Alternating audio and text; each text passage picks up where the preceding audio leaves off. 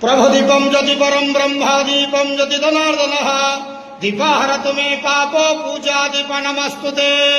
महाप्रभु धवलेश्वराय नमः। संसार सुखी रख।